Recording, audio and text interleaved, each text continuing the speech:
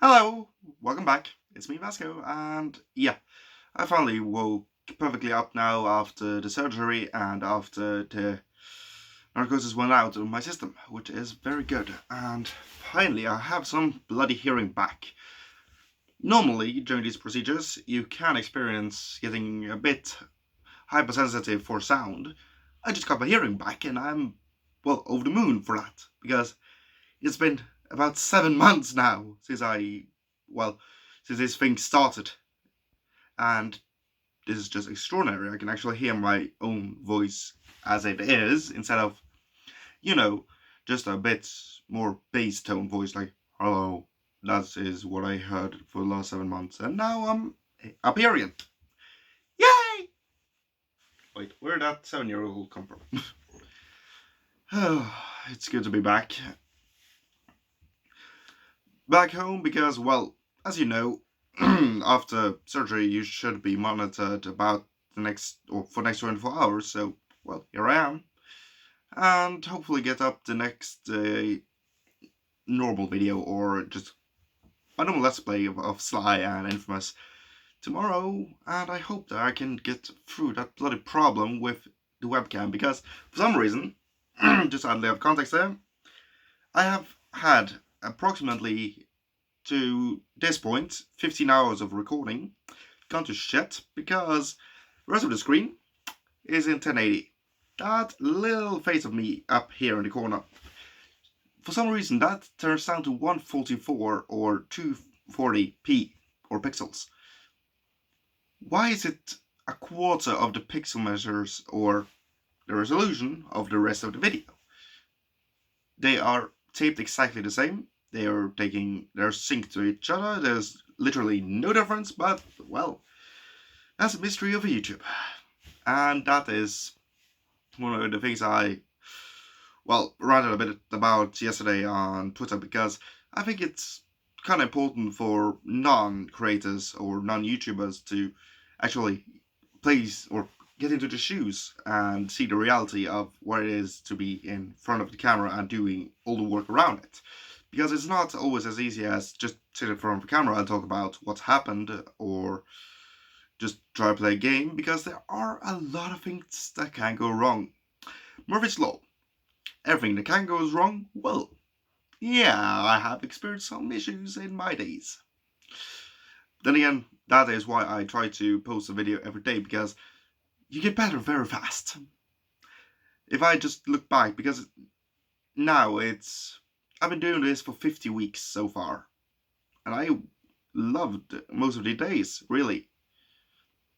And well, barely can't believe I come this far already, and through a hearing problem already in my 20s.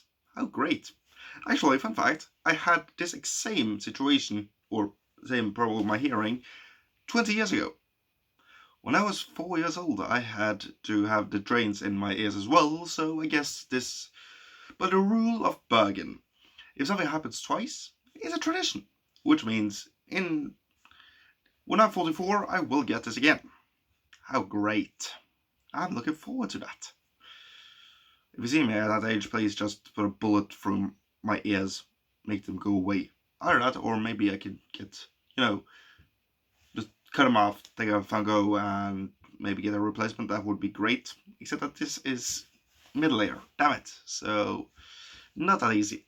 Okay, I'll figure it out when I figure it out, and when that time comes, I hope it doesn't, but sure as hell it will.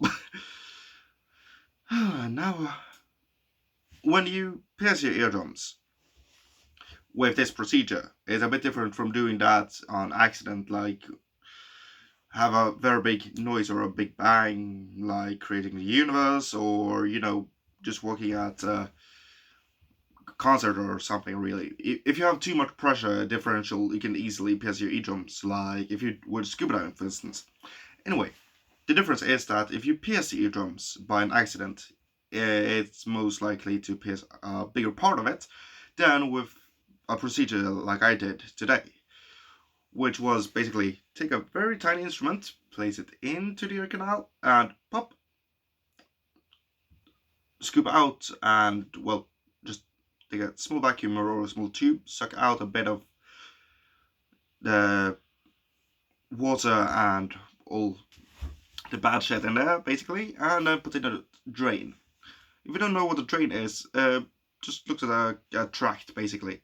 Like when you brew coffee from a coffee machine, that little thing that you put coffee into and transfer it down, that's basically just a massive version of what I have in my ear right now. So that I constantly have now a hole into the eardrum that will make sure that the pressure differential is 1 to 1 instead, or more so than it was now. Because now I had a very high pressure in, and since no air was coming in there, because of the water and because of all the shit in the middle, I had a problem hearing. Felt like I was underwater. At the same time as I had what I would describe as tinnitus, because I had every symptom of it, but then again, I don't have it. It was my symptom for this. And that was just very annoying. To put it very bloody mildly. Just go around. Beep! Ah, fuck. Just making that sound make my ear hurt right now. Shit. I can't even make proper jokes anymore. Shit. So that's why I couldn't make them before. Ah. Damn it. And so right now just have the same pressure differentials as you would get if you were, let's say, in a plane. Those small, dots just in my ear that pops every few seconds, that's fine. Those are a piss in a bucket right now compared to what I had just 2 days ago or yesterday. And I noticed that I thought I was going to be, hypersensitive, as I said, and would be able to listen to a sparrow landing 3 kilometers away. But unless that's a sparrow on the size of a Boeing's 747, no. I'd have my normal hearing back straight away.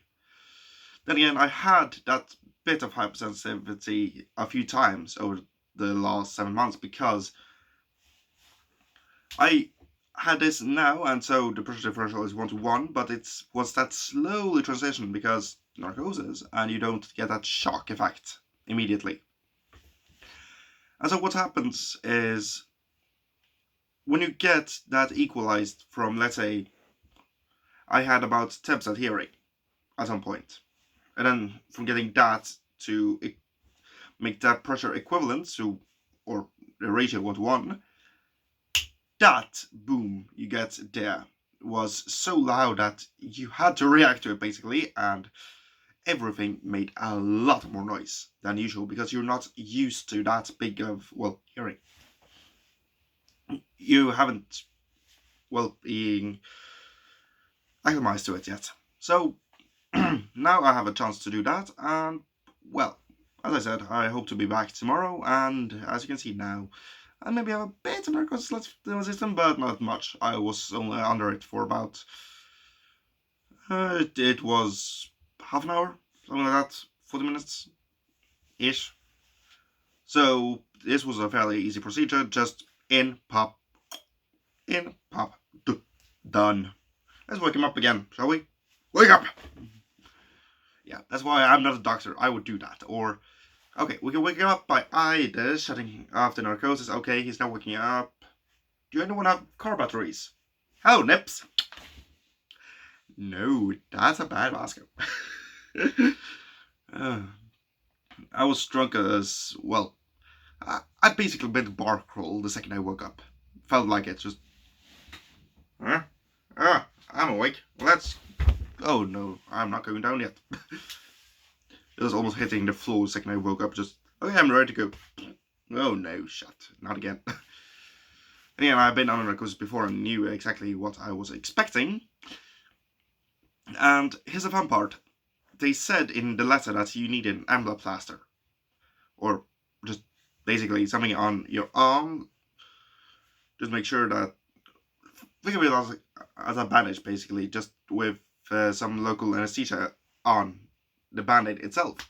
So that when you apply it, you'll numb that area for a short while, and you won't feel, let's say, a syringe going into it.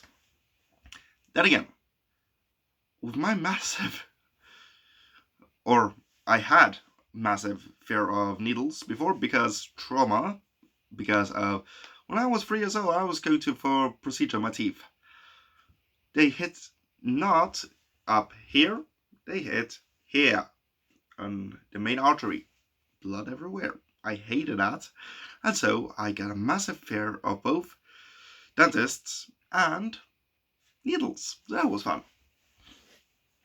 This time I was like, okay, you know what? I haven't used that bloody band-aid in 14 years, so I taken O2 samples, which is one of the hardest, or not the hardest, but one of the toughest, and it hurt like bloody hell. Basically, you go in here, I think, and just check how much oxygen is in the blood. Ugh. This is the first time I can hear that I'm stuttering or saying something wrong today. I probably said a lot of wrong things today, and well, that's good. It's finally coming back to me. I'm taking those, I'm taking biopsies, I'm taking so many blood samples. I don't like taking samples. That's how it is. I'll do it for getting better, basically. And so today it was like, have you used a band-aid? No, because if I use a band-aid, I'm going to get terrified because of, repetition and trauma. Okay, you sure you can handle it? Dude, just do it already. Just, okay. You done? Good, thank you. And then it was first some saline into my veins, and I was just... Okay, I didn't know it was a fish, but fine. Then you had some drugs just so I wouldn't feel anything, which was nice.